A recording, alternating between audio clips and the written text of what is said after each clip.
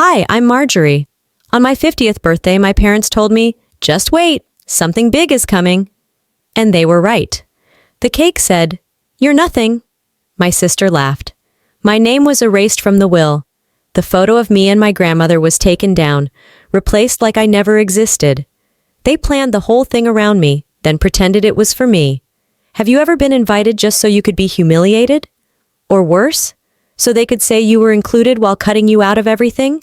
The morning light stretched through my kitchen blinds, casting thin golden lines across the table where I sat, still in my robe, coffee untouched. The phone buzzed on the counter, vibrating steadily until I picked it up. Callista's name blinked on the screen. She never called this early unless she needed something. I answered, expecting a favor or maybe some vague family request. "Hey," she said, chipper. "Just wanted to say, be patient, okay? Something big is coming. Just wait." I blinked, unsure whether I'd heard her right. For what? "You'll see," she said, sing-song. "Trust me." And then she hung up. No explanation, no follow-up, just that. It was 2 weeks before my 50th birthday. I hadn't expected much. Maybe a phone call, a generic Facebook post from a cousin I hadn't spoken to since my 40s. But the way she said it, it curled inside me like a warm little ember. The thought that they might actually remember.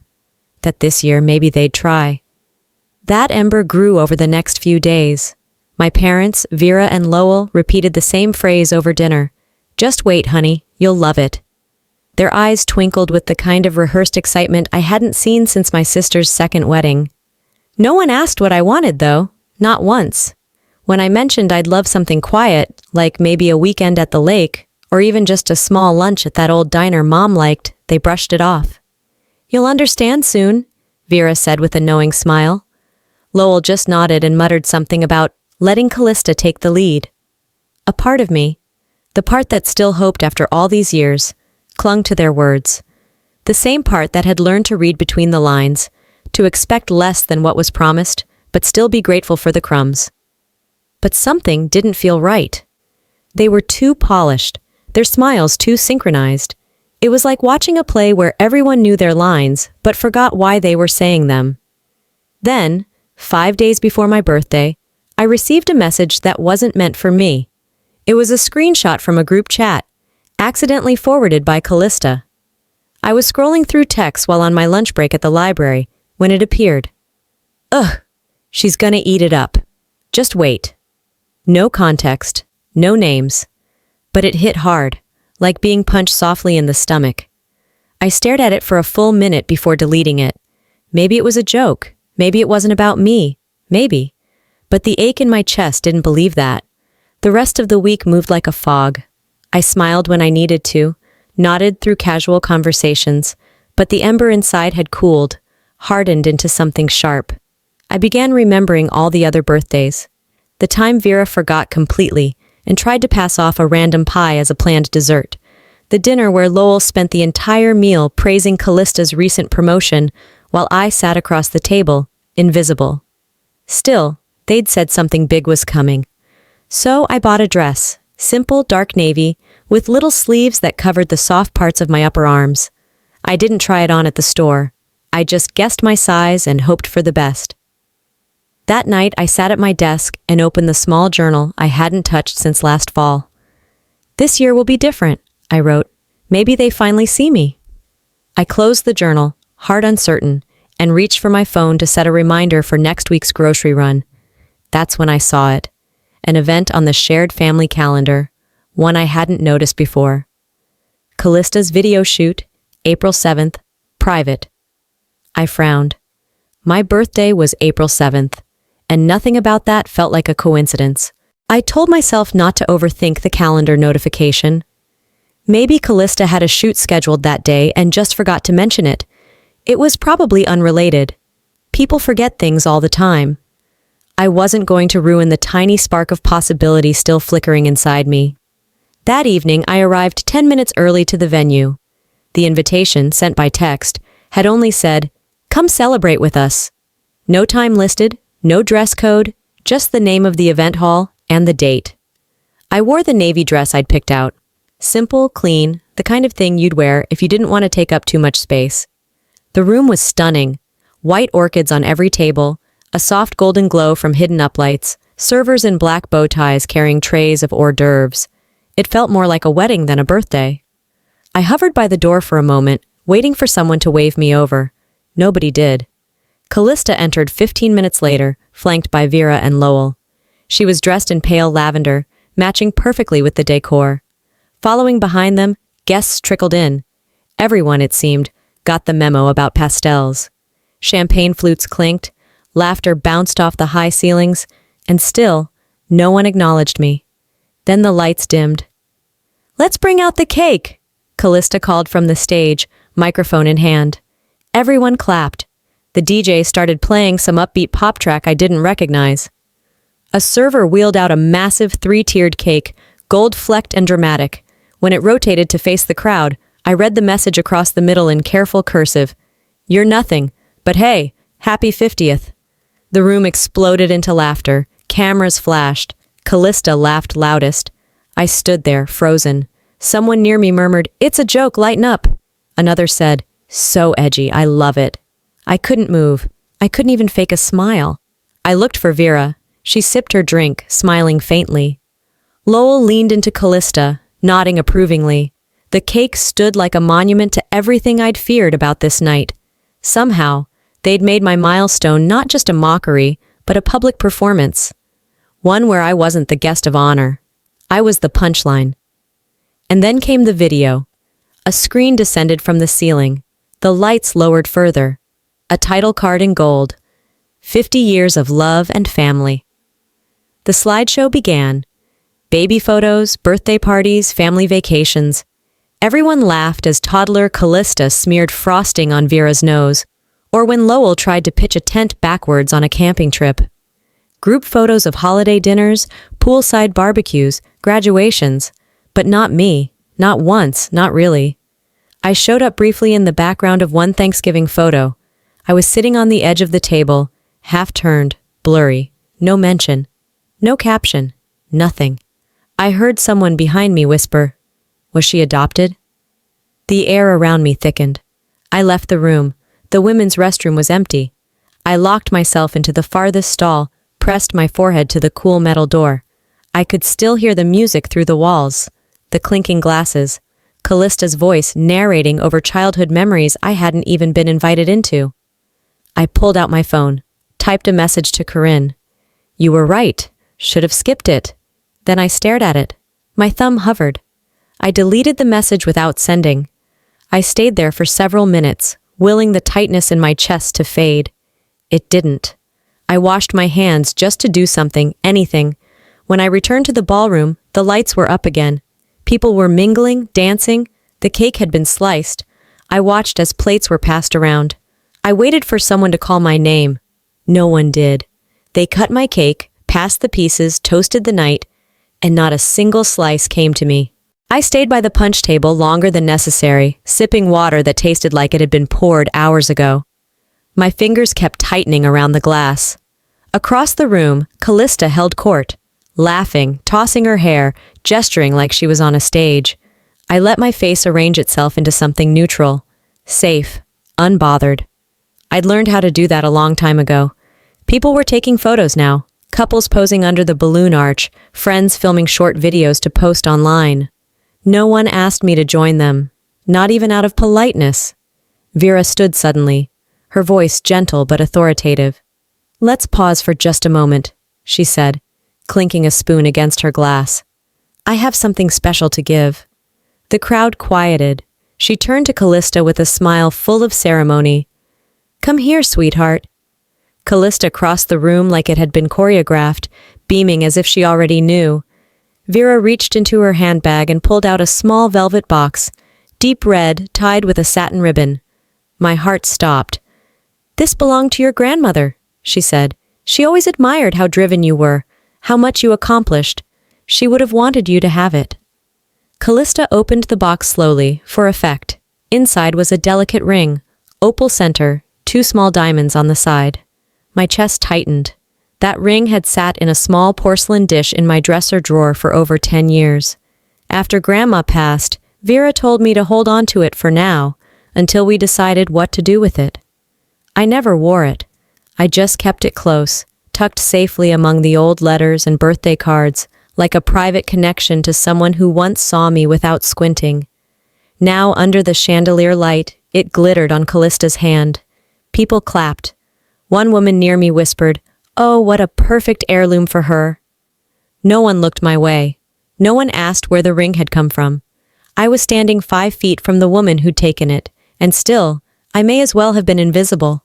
I couldn't breathe. Callista turned the ring slowly on her finger, her face full of practiced emotion. "Thank you, Mom," she said. "I'll take good care of it." I wanted to scream, not out of rage, but out of loss. That ring wasn't just jewelry. It was the last tangible memory of someone who had once pulled me aside in the garden and said, "You are the quiet strength in this family. You hold it together in ways no one notices, but I do." It had been a spring afternoon. The two of us sat on a metal bench at the park, her hand in mine. She wore that ring that day, I remembered.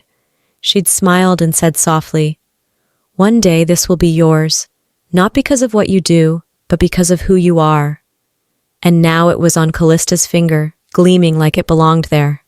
I forced myself to smile. I even clapped once or twice.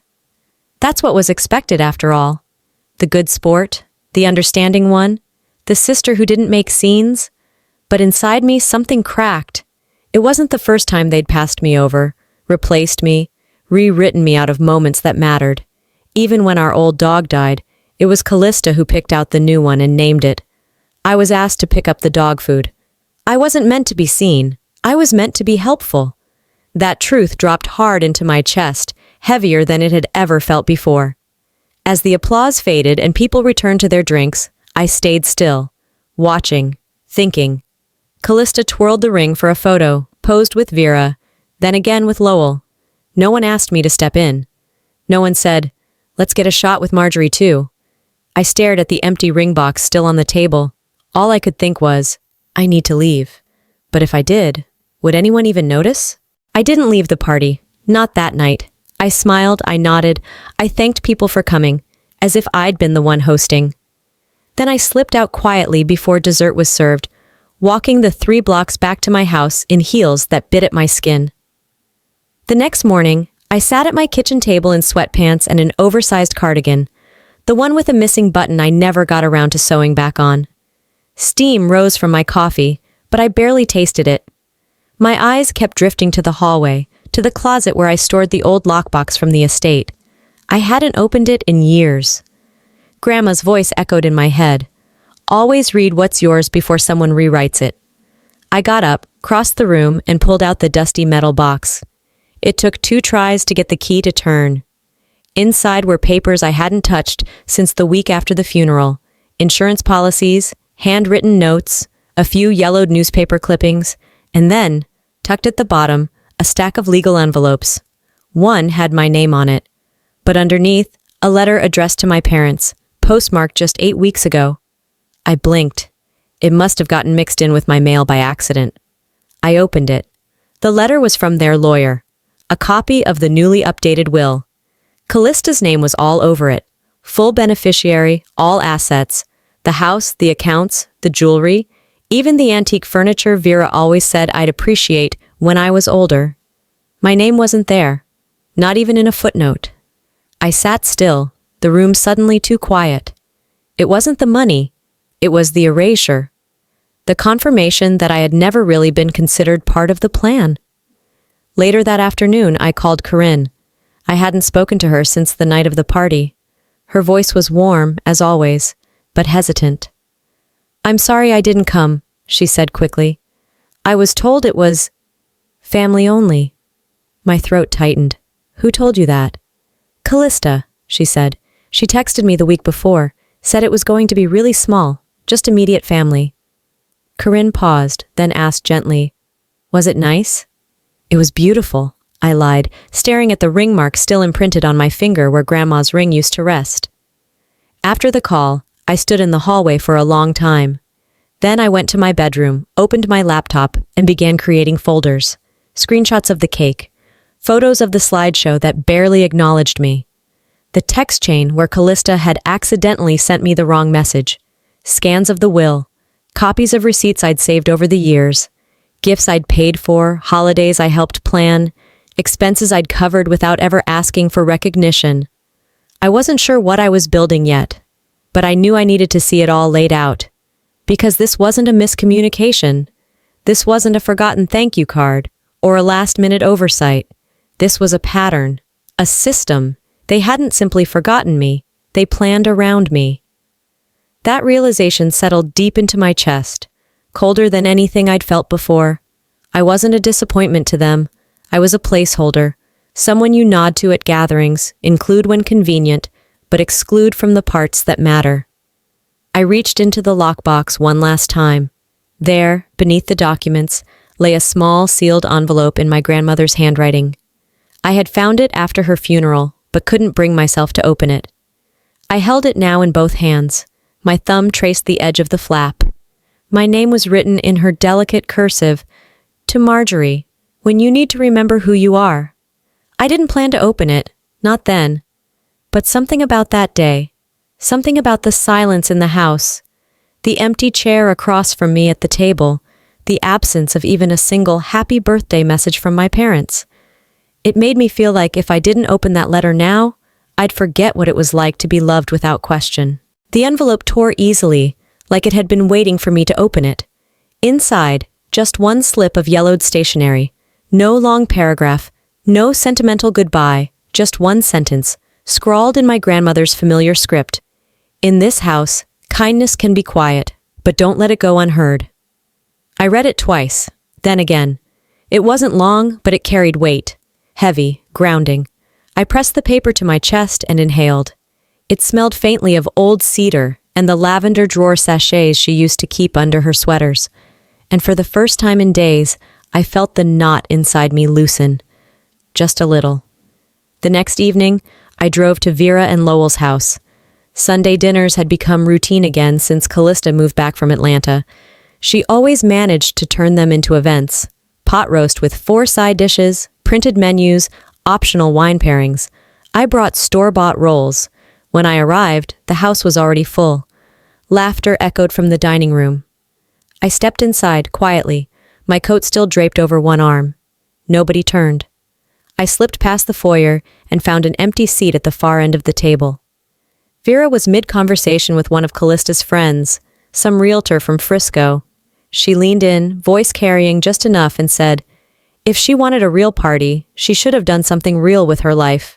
A few people chuckled. Even the realtor gave a polite smirk. I didn't react.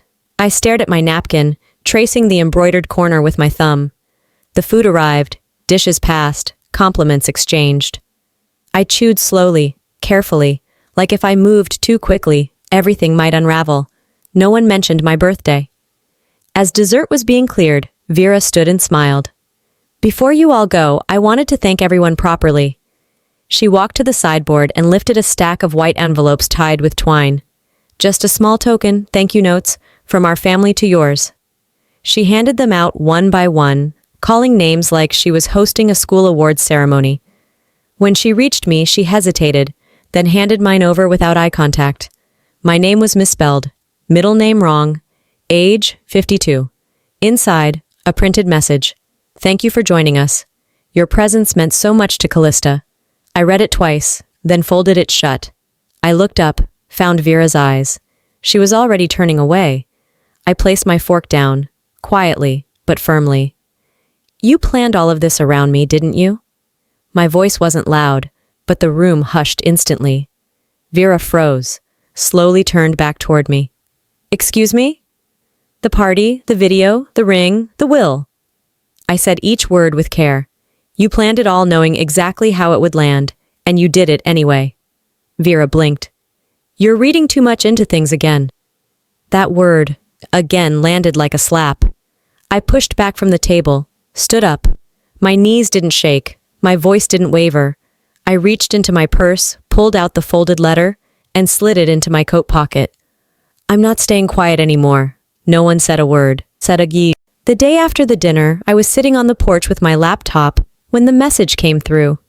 The The sun was low, the kind of golden orange that makes everything look gentler than it really is. My inbox pinged. The name on the email, Althea Jones. It took me a second to place her, one of the servers from the party. Quiet, observant. She'd smiled when she handed me a glass of water, and I remembered thinking she looked like she actually saw me. The message was short. Hi, Marjorie. I think you should see this. I was cleaning up after the party and caught something I thought you'd want to know. I hope it's okay I reached out. There was a link. I clicked. The video was shot on a phone, low quality and angled from the side of the staging area. The party was still setting up. You could hear music playing softly in the background. And then came her voice. Callista, standing by the cake table, holding a clipboard, gesturing with her left hand while sipping champagne with her right. A woman off camera, likely the decorator, asked, "What do you want the message to say?" Callista didn't pause. "Let's go bold. You're nothing. She'll pretend it's deep and reflective or some crap. Trust me, it'll land." They laughed.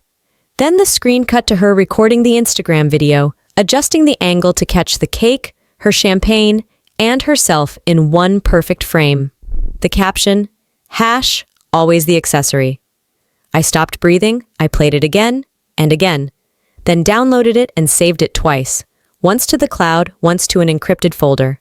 I wasn't just hurt anymore, I was calculating.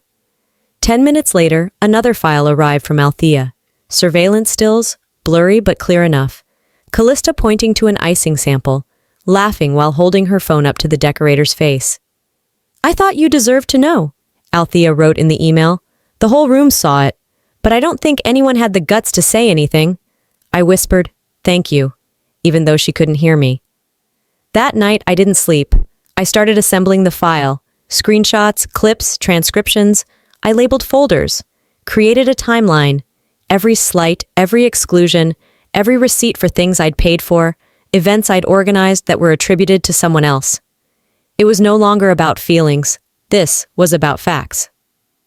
The next morning, I called Susan, Corinne's cousin, a semi-retired attorney who now consulted for nonprofits and occasionally represented victims in family disputes. I didn't sugarcoat anything. If a family member creates something that's intended to humiliate another, publicly, with proof, and lies about it afterward, is that defamation? Susan paused. Depends on the context and the damage done. But yes, especially if it affects your standing or future opportunities. Why? I told her everything. She asked me to send the file. After the call, I opened my messages and typed one line to Callista. "I know what you did. We'll talk soon." She didn't respond right away. Hours passed. Then, late that evening, just before midnight, my phone buzzed. "Oh, please," she wrote. "Don't be dramatic, Marjorie. Nobody even remembers the cake." I opened my laptop, clicked open the folder labeled, "They Will." I didn't post the video. Not right away. Instead, I printed it out, frame by frame. I clipped stills from the footage, transcribed every word Callista said. I labeled the file folder, "The Truth About the 50th," and slid it into my tote, right next to the envelope that held the will and the photos from the slideshow. That Sunday, I asked Vera and Lowell to meet me at their house, just the three of us. They agreed without hesitation.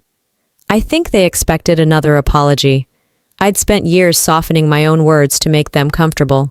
Why would they think this time would be any different?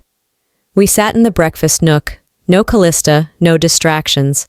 I placed the file on the table and pushed it toward them without saying a word. Vera opened it first. I watched her eyes flick over the screenshots. Her fingers slowed at the transcript, then froze at the cake stills.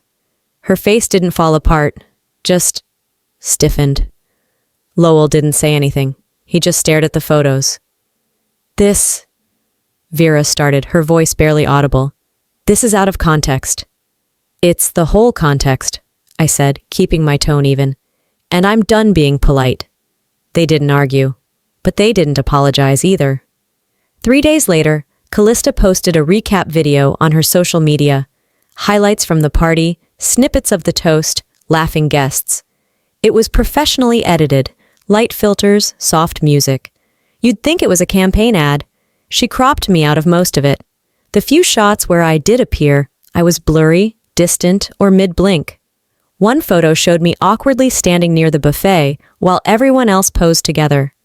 Her caption, "Sometimes the quietest ones carry the loudest resentment." Lowell liked it. Vera shared it to her Bridge Group's Facebook page with the caption, "So proud of our Callista for planning something so lovely." I closed my laptop, folded my hands, and stared at the wall for a long time. Later that evening, I went back to the file. I added more, emails I'd forgotten about, receipts from dinners I hosted and she took credit for, even a draft of the speech I wrote for their 40th anniversary. Vera had read it word for word and never mentioned I was the author. Then I called Lowell. I wanted to hear it from him. I wanted to know if, somewhere in all this, he still saw me. He answered on the second ring. "I saw the video," I said. Long pause. "She's your sister, Marjorie." "That's not an answer." He sighed. "Your sister's carried more weight than you'll ever understand. Socially, financially, she's done a lot for this family. Maybe it's time you accepted your role." I blinked. "My role?" "You've always been steady, supportive. That's valuable too." "I didn't ask for more," I said, voice tight. "I just asked to matter." I hung up without waiting for a reply. The next morning, I went to the library, my quiet place. I opened the final version of the file, saved it in 3 places. Then I sent it to Susan, the attorney, to Monica, a journalist Corinne knew from college who now worked for a local human interest outlet, and to myself. I watched the progress bar load, the files zipping themselves into place. There was no satisfaction, just clarity. I didn't need them to admit it anymore. I just needed the truth to live somewhere besides my head. That night, as I watered the plants in my kitchen, my phone buzzed. A message from Callista. "You're making this uglier than it needs to be." I didn't reply. I opened a new email draft instead. In the subject line, I typed 2 words. My story. It was a Sunday morning. The sky was clear, but there was a chill in the air that reminded me it was still technically spring. I parked across the street from the house I used to think of as ours. Mine, even. That thought felt foolish now. I walked up the front path with steady steps, the folder tucked under my arm. Through the window, I saw them, Callista, Vera, and Lowell, sitting at the dining table with plates of avocado toast and glasses of something pink. They didn't see me coming. Or maybe they didn't expect I'd have the nerve. I didn't knock. I opened the front door like I still belonged there and stepped inside. They looked up, startled, forks pausing midair. "Marjorie?" Vera said, her napkin slipping from her lap. I didn't answer. I walked to the center of the room and placed the folder flat on the table. "You have 15 minutes to read that." No one moved right away. Callista crossed her arms. Lowell frowned. Vera finally reached forward and undid the clasp. Inside were the receipts, the emails, the screenshots of Callista's texts, the stills from Althea's camera, a printout of the will, a side-by-side comparison of the original photo slideshow and the edited one that aired at the party. And, printed in glossy color, a page showing the legal chain of ownership of Grandma's ring, signed and dated in Vera's own handwriting from years ago. It had been transferred to me, quietly, but officially. Vera paled. Lowell rubbed his jaw like he was trying to think his way out of it. Callista just leaned back and smirked. Vera whispered, "Marjorie, we didn't mean for it to be like this." "Like what?" I asked calmly. "Documented?" Callista laughed under her breath. My eyes moved past them, scanning the room. Then I saw it, the space above the fireplace. The photo of me and Grandma was gone. In its place hung a sleek new portrait. Callista centered, Vera and Lowell on either side, matching outfits, soft light. No trace of me. I stepped over to the bookshelf, reached behind a stack of decorative bowls. There it was, face down and dusty, the original photo. I held it up. "You replaced me long before that cake." The room was quiet, but the kind of quiet that crackled. I turned back toward them. "The file has already been shared. The lawyer has it. So does a journalist." Lowell sat back in his chair. "You didn't have to do this. We could have talked." I smiled. "We tried talking. You were always too busy explaining why I should be grateful." "I did everything for this family," Callista said sharply. "Everything. And now you're trying to ruin it? I'm not ruining anything, I replied. I'm reclaiming what was mine. I took a deep breath. I won't be attending family functions anymore. I won't be contributing emotionally, financially, or otherwise. I'm out. Vera blinked rapidly. Marjorie, that ring. Hand it over. She hesitated, then reached into her purse and set the box on the table. I opened it. It was the right one. Without another word, I walked to the fireplace. I took down the new portrait and leaned it against the wall. Then I hung our old photo back in its place. Me, 10 years younger, smiling beside Grandma on her garden bench. I turned and looked at Callista. You may own the house, I said, but I will own the truth. A week passed. The silence was louder than any confrontation. Callista hadn't posted a thing since the brunch. No filtered selfies, no curated photos of her dog lounging beside a glass of rosé, no backhanded captions about misunderstood siblings. Her social media had gone still, like a party that ended too abruptly. Vera called once. I didn't pick up. She left a message. We didn't know it hurt that badly. We didn't think it mattered that much. I listened to it once, then deleted it. Not in anger, just clarity. What mattered to me never seemed to matter to them. But now, it did to me. That was enough. That Friday, I met Althea for coffee at a quiet cafe near the library. She wore a soft green sweater and looked younger than I remembered, or maybe just lighter, like someone who finally said something they'd held in for too long. I hope it was okay, she said, sliding a folded paper across the table. I opened it. On it, written in looping cursive, was one sentence. You're not invisible. I saw everything. I wish I'd said something then. My throat tightened. She smiled gently. I know it's not much. It's everything, I whispered.